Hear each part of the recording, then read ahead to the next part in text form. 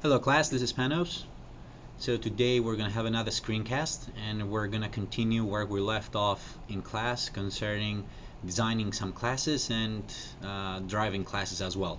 So if you remember, the class is the blueprint for objects. Inside there we define a set of data that this object store, and we also specify a list of actions that can be applied on this data.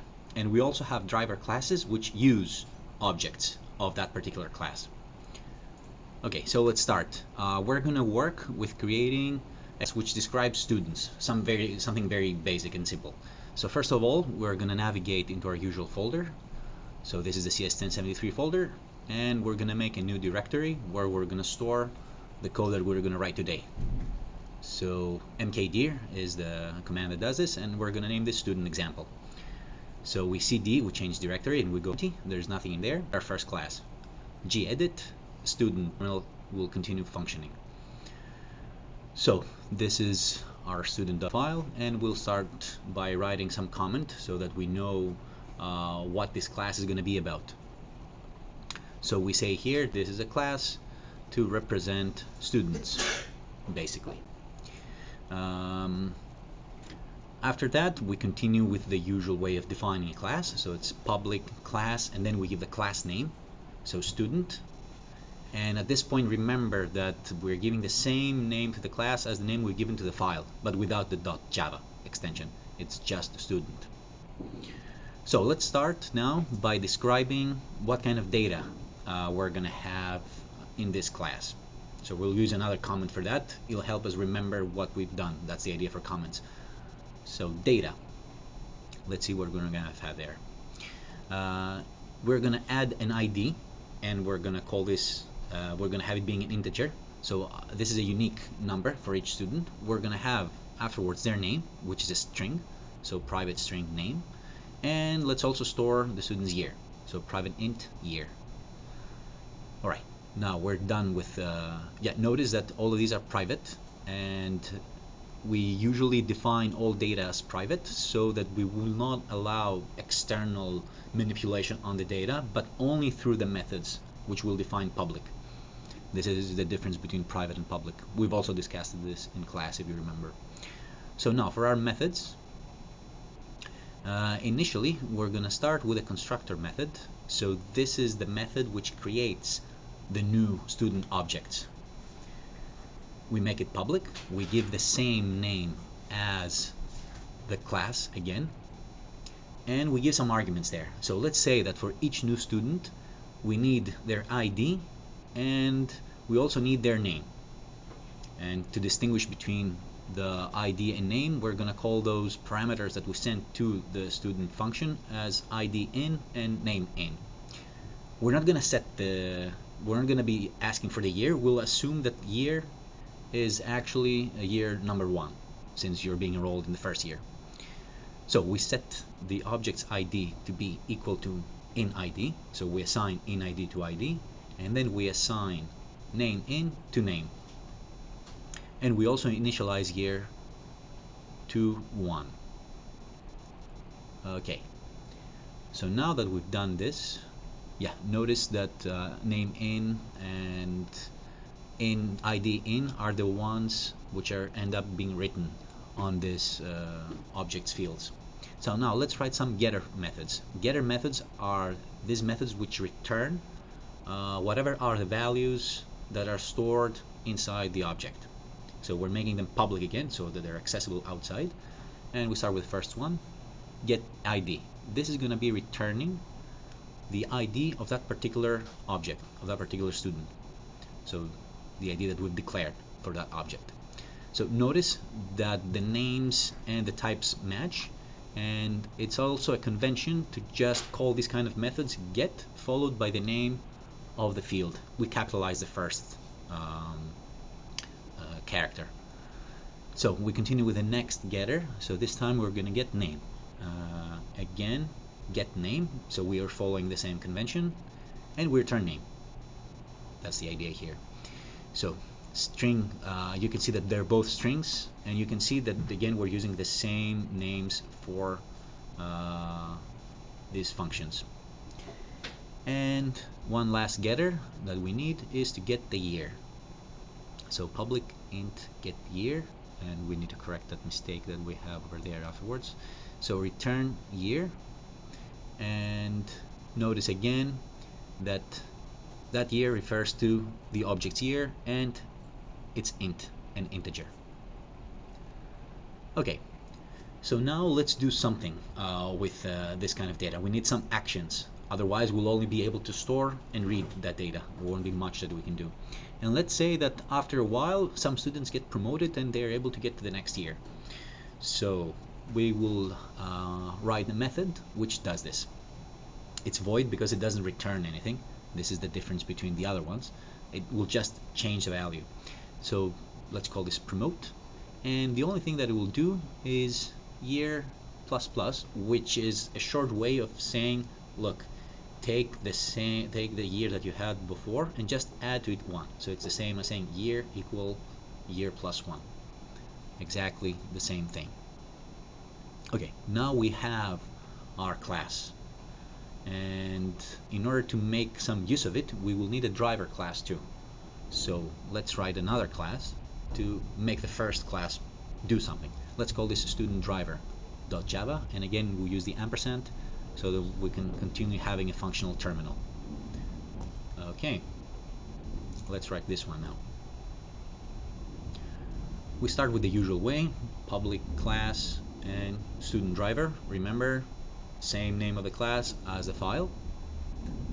We open and close the curly braces immediately, and then we write our main function. Remember, again, this is the entry point for the application.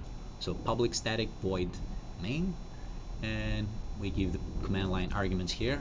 We're going to learn how to use this in the future. We're going to have a video on that too. But for now, just write those things as they are.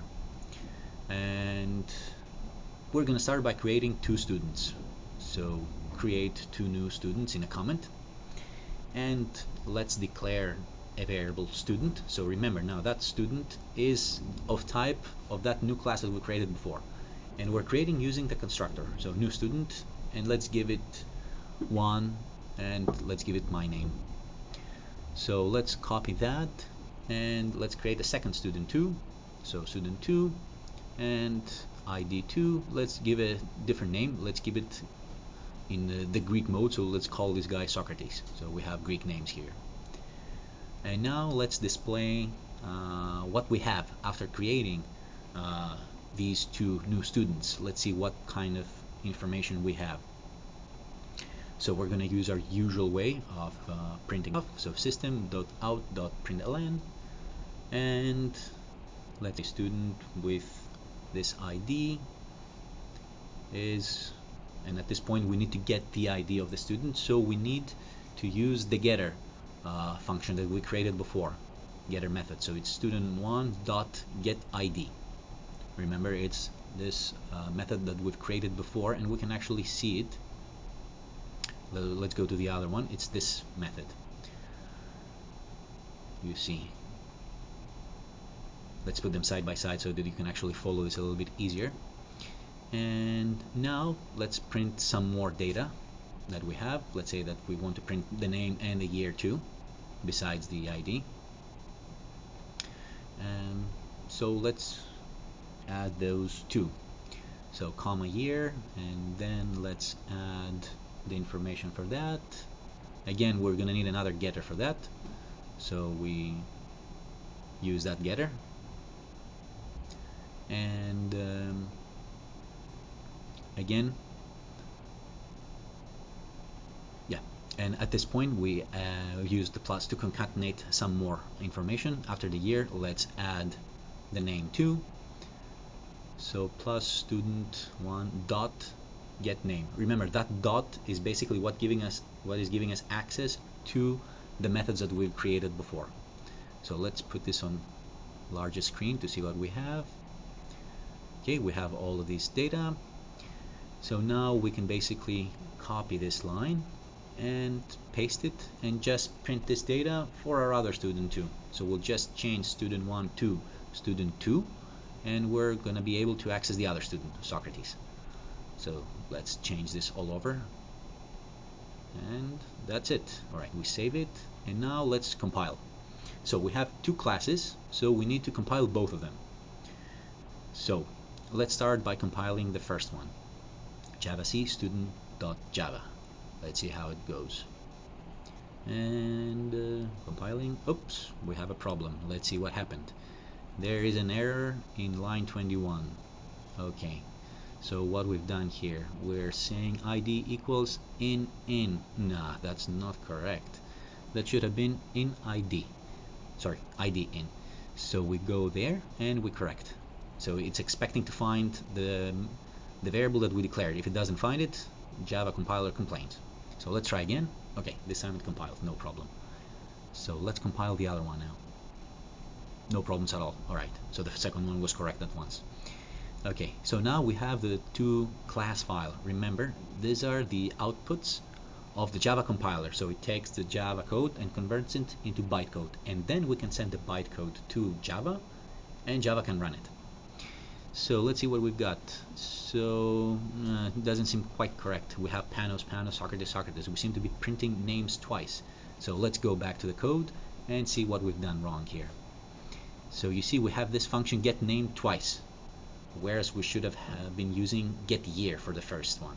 So that's okay, let's correct it. Get year for the first, and then we can copy this, and we can do the correction for the second one too.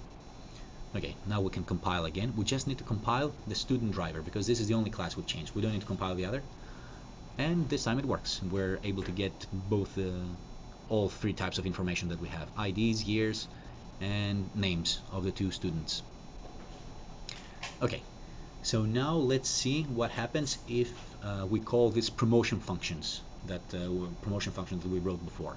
So let's do some promotions. Let's start with the first student. So student1 dot promote, and there were no arguments, so we'll just end it as it is. And let's do a few promotions for this guy. So it's 3 for this, and let's do something similar for the second one. So student2 dot promote, and let's do this for 4 times for this guy. So student2 dot promote 4 times. Okay. And of course this is not enough because this is not going to print anything. We would like to see the outcome. So let's say for us to remember that we're writing this comment, display after promotions. And we can take those 2 lines that did the printing before and just paste them there. And they're ready. And maybe we can make it a little bit prettier by just adding an empty line in between those 2 blocks of prints. So system.out.println for an empty line. Okay, let's go and see what happened now. So we need again to compile the driver class only student driver. This is the only thing that we changed, and we run it. And as you can see now, the years after the promotion have changed. So because for the first student we did 3 promotions, we were able to add 3 years. So from 1, this guy went to 4. For the second student, we promoted 4 times, so from year 1 now we have year 5. Okay, so that basically worked exactly as we wanted it. So at this point, remember that this student driver class is the one which is driving, which is basically using the other class, which is the student class. So we have this student Java class. We created objects for this class, 2 of them, and then we did some manipulation on these objects on the other student driver class. So remember to go through the notes. I would recommend that you would go through this video again, pause it, and try to implement the things that I've done on your own, and also try to play around, change some of the settings, maybe create your own functions, maybe try some different numbers or some different names there, see how it works, to just get a feeling of how these things work. So in the meantime, enjoy your weekend, and I'll see you in class.